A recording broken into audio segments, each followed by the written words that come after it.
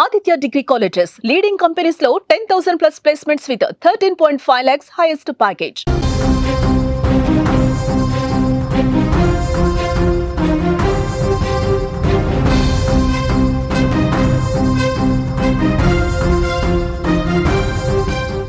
Big breaking news చూస్తున్నాం. రేపే భారతీయ nurse నిమిష ప్రియకు ఉరి శిక్ష పడబోతోంది. శిక్ష ఆపటానికి బ్లడ్ మనీ ఒక్కటే మార్గం. పరిహార ధనం హతుడి కుటుంబ సభ్యులు తీసుకుంటే నిమిష ప్రియ బయటపడే ఛాన్స్ ఉంది.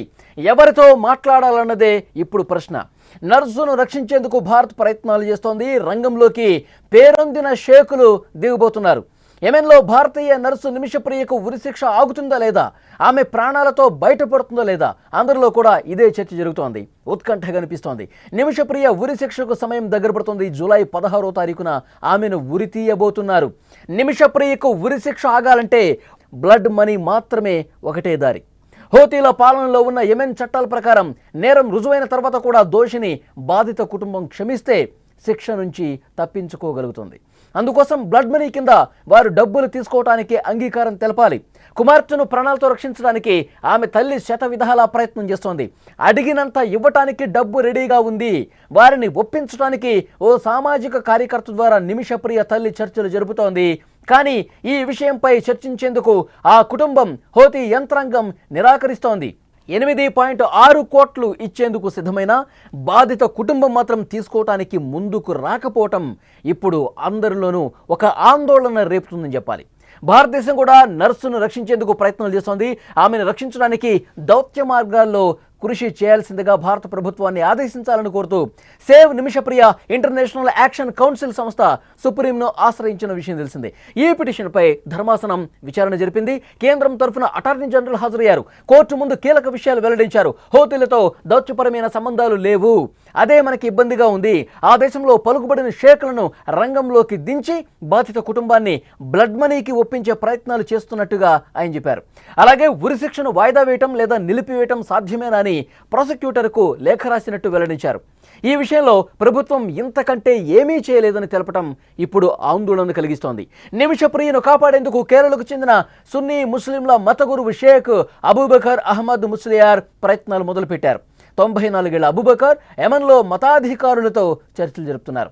చివరి నిమిషంలో వారు అంగీకరించి బ్లడ్ మనీ తీసుకుంటేనే నిమిషప్రియ ప్రాణాలతో బయటపడగలదు, లేకుంటే ఉరిశిక్ష తప్పదు. ఇదే ఉత్కంఠ కనిపిస్తోంది. ప్రతి ఒక్కరూ కూడా నిమిషప్రియకు ఉరిశిక్ష పడకుండా ఆపితే బాగుండు అని చెప్పి దేశ ప్రజలంతా ఆలోచిస్తున్నారు. దేశ ప్రజలంతా ఇదే విధంగా జరగాలని కోరుకుంటున్నారు. కానీ అక్కడ బాధిత కుటుంబం మాత్రం డబ్బులు తీసుకోవడానికి ఇంకా ముందుకు రాలేదు. అక్కడ హూతీ యంత్రాంగం కూడా ఈ డబ్బులు ఆ బాధిత కుటుంబానికి ఇప్పించే ప్రయత్నాలని అడ్డుకుంటున్నట్టుగా తెలుస్తోంది. కేరళలోని పాలక్కడకు చెందిన నిమిష 2008లో యెమెన్కు వెళ్లారు. రాజధాని సనాలో సొంత క్లినిక్ ఏర్పాటు చేసుకునేందుకు 2015లో ఆ దేశస్థుడైన మెహదీ సాయం తీసుకున్నారు. ఆ ఏడాది నిమిష నెల రోజుల సెలవుపై కేరళ వచ్చినప్పుడు మెహదీ కూడా ఆమెతో పాటు వచ్చారు. ఆ తర్వాత అతడితో ఆమెకు విభేదాలు వచ్చాయి. ఈ క్రమంలో ఆమె పాస్పోర్ట్ను అతడు తీసుకోవడంతో నిమిషకు ఇండియా వచ్చే అవకాశం లేకుండా పోయింది. ఈ నేపథ్యంలో తన పాస్పోర్ట్ స్వాధీనం చేసుకోవడానికి 2017లో అతడికి నిమిష మత్తు ఇంజెక్షన్ ఇవ్వగా అతడు చనిపోయాడు, డోసు ఎక్కువై. అక్కడ ఆమెకు మరణశిక్ష విధించింది కోర్టు. ప్రస్తుతం నిమిష ఆ దేశ రాజధాని సనాలోని జైల్లో ఉన్నారు. నిమిష విషయంలో అసలు ఏం జరుగుతుందో క్షణక్షణం ఉత్కంఠ కనిపిస్తుంది. ఎందుకంటే సమయం ఎక్కువ లేదు. 16వ తారీఖు ఉరిశిక్ష ఎట్టి పరిస్థితుల్లో విధించి తీరుతామని చెప్పి అక్కడ ప్రయత్నాలు కూడా ప్రారంభమయ్యాయి. ఉరిశిక్ష వేసేందుకు అక్కడ ఏర్పాట్లు కూడా జరుగుతున్నటువంటి పరిస్థితి. కానీ ఈ ఉరిశిక్షను ఆపేందుకు శత విధాలుగా వారి తల్లి ప్రయత్నం చేస్తుంది.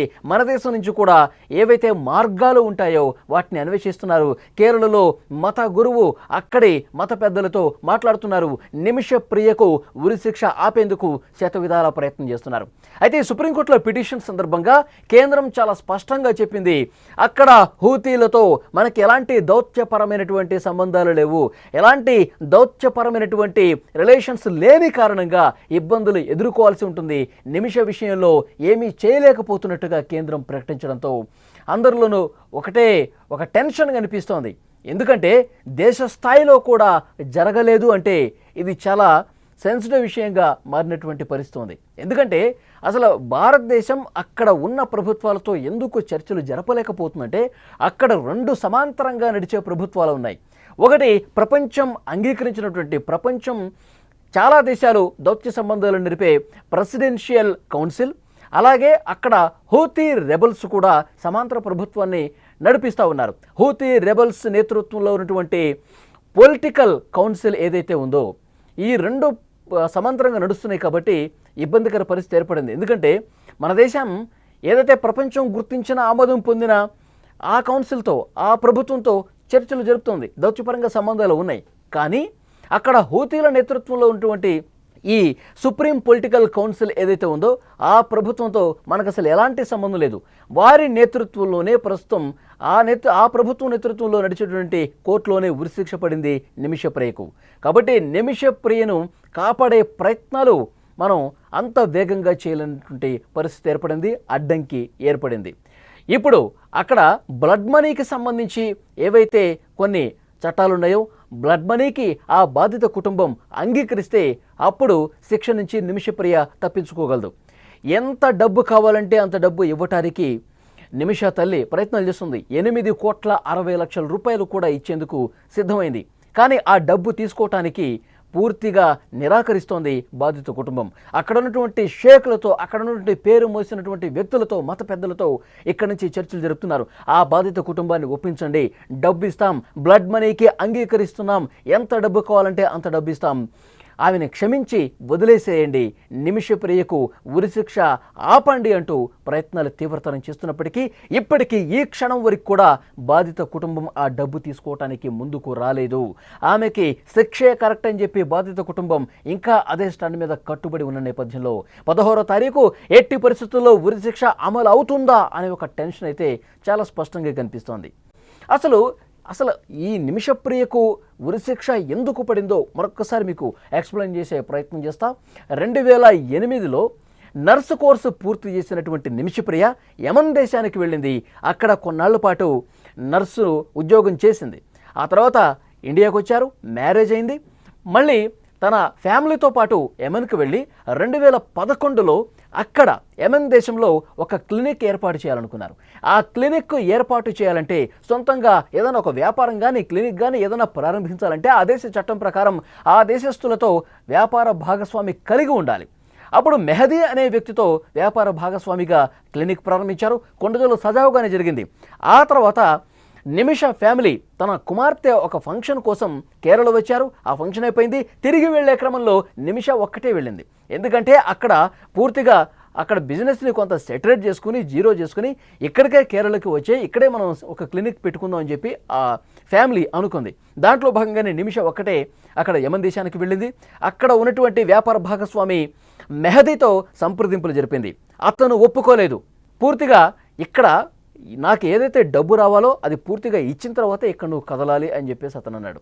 ఇంకా డబ్బులు రావాల్సిందే ఉందంతా బాగానే ఉంది కదా, నీకు ఏది ఇవ్వాలో అది ఇచ్చేసాం కదా అని చెప్పి ఒక గొడవలు కూడా జరిగినటువంటి పరిస్థితి ఉంది. కానీ మెహదీ దానికి ఒప్పుకోలేదు. డబ్బు లాక్కోవడంతో పాటు పాస్పోర్ట్ కూడా లాక్కున్నాడు. నిమిషా నువ్వు వెళ్ళటానికి వీలేదు, నువ్వు ఇక్కడే ఉండాలి, ఎన్ని సంవత్సరాలైనా ఈ క్లినిక్లో ఉండాలి, నా దగ్గరే ఉండాలని చెప్పి కండిషన్స్ పెట్టాడు, బెదిరించే పరిస్థితికి వచ్చాడు. ఎంత చెప్పినా ఎంత గొడవ పడ్డా ఇక చేసేదేమీ లేకపోయింది. అందుకే నిమిష తన ప్రాణ రక్షణ కోసం, తన ఫ్యామిలీని కలవటం కోసం, ఇండియాకి తిరిగి వచ్చేయడం కోసం చేసేదేమీ లేక మత్తు ఇంజెక్షన్ ఇచ్చింది. ఆ డోస్ ఎక్కువైపోయింది. పూర్తిగా మత్తులోకి వెళ్ళిపోయి కోమాలోకి వెళ్ళిపోయి చనిపోయాడు. ఆ తర్వాత ఆ డెడ్ బాడీని దూరంగా పడేసే ప్రయత్నం చేసింది. ఆ వెంటనే యెమెన్కు అతని దగ్గర ఉన్నటువంటి పాస్పోర్ట్ను కూడా లాగేసుకుని ఇండియాకి తిరిగి వచ్చే క్రమంలో ఎయిర్పోర్ట్లో పోలీసులు అరెస్ట్ చేశారు. ఆ దేశ రాజధాని జైల్లో ఉన్నారు.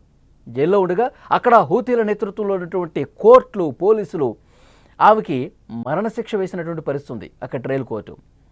ఇక్కడ వచ్చినటువంటి అడ్డంకి ఏంటంటే అక్కడ మన దేశం నిరంతరం సంప్రదింపులు జరిపే ప్రపంచం గుర్తించినటువంటి ఏదైతే ప్రభుత్వం ఉందో ప్రెసిడెన్షియల్ కౌన్సిల్ ప్రభుత్వం, ఆ ప్రభుత్వం ఉంటే గనక ఏదో ఒకటి చేసి నిమిషను సేఫ్గా ఇండియాకి తీసుకొచ్చేవాడు.